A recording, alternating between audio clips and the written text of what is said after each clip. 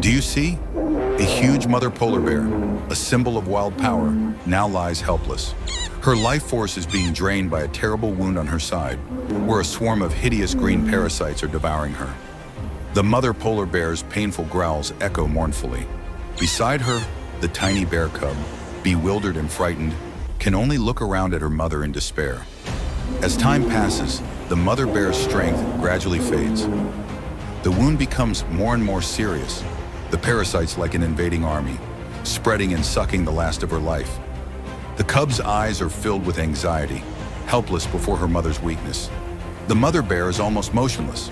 Hope seems to have disappeared. The cub, now probably orphaned, walks alone on the cold ice. An uncertain journey begins. Coincidentally, in the middle of the wilderness, a campfire flickered. Two people were camping, completely unaware of the tragedy that was unfolding not far away. Fate led the way. The little bear cub, perhaps instinctively searching for life, walked towards the fire. It was alone in the ice, a heartbreakingly lonely image. The cub timidly approached the camp, making weak cries, like a silent cry for help. Instead of being afraid, these people seemed to understand something. They began to move, and the cub, with a naive faith, followed them. An unwilling alliance between humans and the wild. Perhaps it was the cub's journey that led the way. A professional rescue team appeared. They found the mother bear dying, her body ravaged by parasites. Hope was kindled. The loud sound of helicopters broke the silence. The orange angels descended from the sky, carrying equipment and determination to rescue. The fight for life began. The rescuers, with care and skill, meticulously removed each hideous parasite from the mother bear's body. They cleaned the wound, disinfected it with special solutions, and injected precious medicine.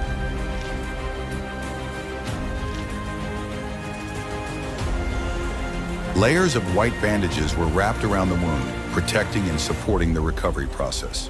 Human hands, now not invaders, but healers. A miracle had happened. The mother bear, although still weak, was able to struggle to stand up. The white ice wrapped around the body as a testament to the extraordinary rescue. It cried out, perhaps in pain, but also in silent thanks. The cub happily clung to its mother. The mother bear and cub, side by side once again. The wound was still there, but life had won. In the vast African savanna, where the golden sunlight pours honey on the vast grasslands, life takes place both majestically and dangerously. Hanging from an ancient tree branch is an extraordinary creation of nature, a giant beehive. Boor, boor, the sounds of thousands of industrious creatures. Perhaps out of curiosity, perhaps attracted by the hidden sweet nectar. A moment of curiosity, a gentle touch on the beehive, and the bee hell breaks loose. The fury of the entire bee swarm erupts violently. Millions of tiny warriors rush at the cheetah, transforming its beautiful spotted fur into a living cloak of pain and fear. The buzzing sound now turned into a symphony of brutal attack. In utter panic, the leopard struggled, rolling desperately on the dusty ground, trying to shake off its relentless enemy. It rushed madly across the savanna, even throwing itself into the cool water, but the nightmare of bees still clung to it. Exhausted, suffering from hundreds of burning stings, its legendary speed was now a thing of the past. It collapsed, panting, its body trembling under the weight of the swarm of bees and venom. But the tragedy was not over. The smell of weakness and despair attracted the opportunists of the savanna, the hungry hyenas. They slowly approached, tightening their circle around the dying leopard. The moment of life and death hung by a thin thread. It seemed that the fate of the speed beast had been decided. At that moment, on the dusty horizon, a glimmer of hope appeared. The sound of the engine and the silhouette of the distinctive red rescue jeep appeared. They were the silent heroes of the steppe, the wildlife rescue team. They had arrived racing against time. Recognizing the dire situation, the rescue team quickly took action. They approached the leopard cautiously, their eyes filled with determination and compassion. With experience and courage, they began the rescue battle. Protective suits were put on, special smokes, specialized sprays were used to gently but firmly separate the swarm of ferocious bees from the helpless victim. Each sting was checked, each venomous stinger was carefully removed. Injections containing painkillers and anti-inflammatory drugs were injected into the leopard's body. A soothing ointment was applied to the swollen skin. The wound was cleaned and carefully bandaged. The leopard's heart rate and breathing were closely monitored. It was a race that required meticulousness, patience, and boundless love.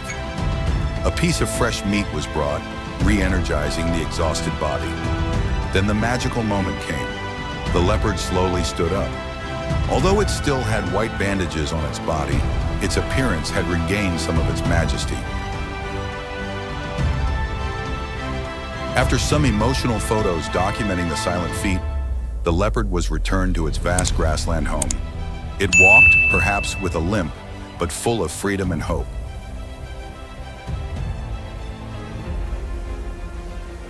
It's raining again. The steady sound of rain hitting the wooden roof has become the familiar soundtrack to my lonely life in the middle of this forest.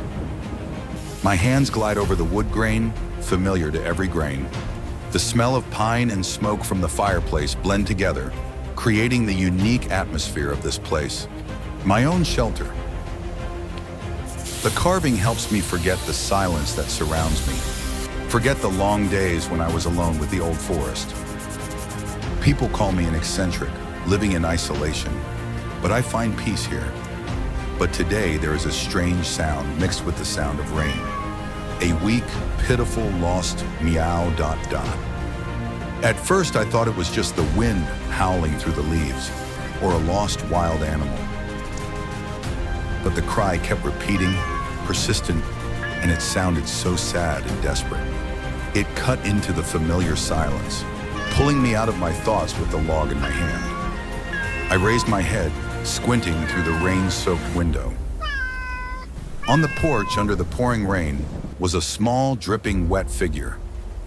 A cat in this desolate place? I put down my tools, quickly put on a warm coat, and opened the door to step out. The cold wind and rain whipped at my face, but my eyes were glued to the poor creature. Oh my God! When I got closer, I was horrified to realize its condition. Its brown-yellow fur was matted and soaked, but the most terrible thing was its back. Dense with bumps, black lumps, looking like hundreds of blood-sucking ticks or some terrible skin disease. It trembled violently, its eyes almost closed from exhaustion, but it still tried to look up at me, its weak cry like a final plea. My heart ached. Despite its gruesome appearance, I carefully picked it up. I brought it into the house, placing it on a thick towel next to the fireplace. The warmth seemed to soothe it a little. I began the real rescue work. Drying the dirty fur, I could see more clearly the wounds, the devastated skin. There were maggots too. It was horrible. But I couldn't leave it alone. I used some of the white powder I had kept and gently sprinkled it on its back. Then, with the patience of a craftsman, I used tweezers to carefully remove each parasite and each stubborn scab. Blood and pus oozed out, but the cat only whimpered and did not struggle. I knew I had to do more. I went out to the garden and picked leaves that I knew had antiseptic and healing properties, knowledge I had learned from living in the forest. I crushed them in an old stone mortar and mixed them with some of the fat I had, creating a thick, pale yellow ointment. The pungent smell of herbs spread. I gently spread the ointment all over the poor back, hoping it would ease the pain and repel the disease. Then I prepared food. Some salmon I had caught a few days ago, cooked with a little rice. The scent spread, and it was a relief to see the weak cat also trying to eat little by little. It was a sign of life, of the will to survive. In the following days, my wooden house was no longer filled with the sounds of rain and the sound of wood chiseling. There was also the soft meowing, the rustling of the cat on the warm towel. Every day, I patiently cleaned the wound, applied ointment, and fed it. And the miracle happened. The hideous bumps began to dry up and peel off. A new layer of pink skin gradually appeared. The sticky fur of the past was now cleaner, starting to grow back, although still ragged, but no longer sickly. It began to walk around the house, rubbing its head against my legs as a thank you. Looking at it curled up, sleeping soundly by the fireplace, its fur now almost completely restored, I couldn't help but smile. The house was no longer cold. The silence was now replaced by the warmth of life, of this unexpected friendship.